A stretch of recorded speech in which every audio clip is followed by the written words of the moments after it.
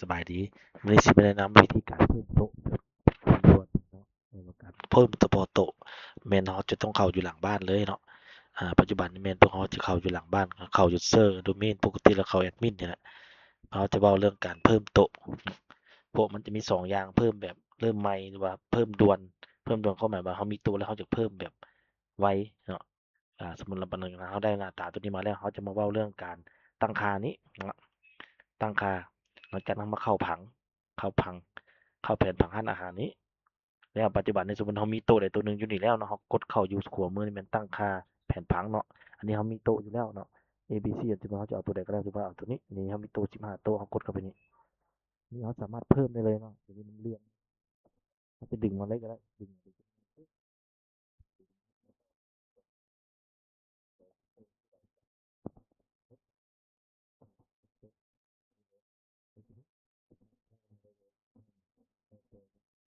กดเข้าไปลึกๆย่อเข้าไปเดี๋ยวย่อวิธีย่อกับมันมีลูกศรเขายับย่อลงได้ย่อนี่ดึงมาได้แล้วหมุนซ้ายหมุนขวาแบบนี้ก็ได้เบิดเนาะแล้วแต่คลิกซ้ายคลิกขวาเนาะอันนี้เป็นขั้นตอนวิธีการเฮ็ดหรือว่าจะง่ายเพิ่มเป็นตัวสี่เหลี่ยมนี่ก็ได้ไว้ใส่ก็แล้วแต่เนาะแล้วก็ใส่หมายเลขมันก็จะอยู่นี่เนาะจำนวนเนาะอันนี้เป็นโต๊ะจำนวนจากโต๊ะเนาะ17มันก็ลงว่านี่อันนี้เราใส่โต๊ะเหลี่ยมโต๊ะมนเราก็เลือกเอาอยู่นี่เลยเนาะโต๊ะเหลี่ยมโต๊ะมนก็แล้วแต่ตัวของเราได้เบิ่งเนาะหลังจากนั้นก็สิบ่มีหยังย้ายไปย้ายมาตามจุดแล้วหลังจากนั้นก็จะมีกลับคืนมาเนาะกลับคืนมาย้อนหลังเขาจะมาเพิ่มอ่ามันจะถามว่าเซฟเขาเซฟไปเลยเนาะเซฟไว้แล้วเขาจะได้ผังตัวนี้กลับคืนมาเดี๋ยวมันกลับคืนมาเบิ่งคืนก็ได้มันจะเป็นตัวนี้เนาะหลังจากนั้นเขาจะเพิ่มประตูเส้นนี้ก็ได้ดึงไปดึงมาก็ได้เนาะอันนี้เป็นวิธีด่วนๆเดินประตูเส้นนี้เราจะเพิ่มห้อง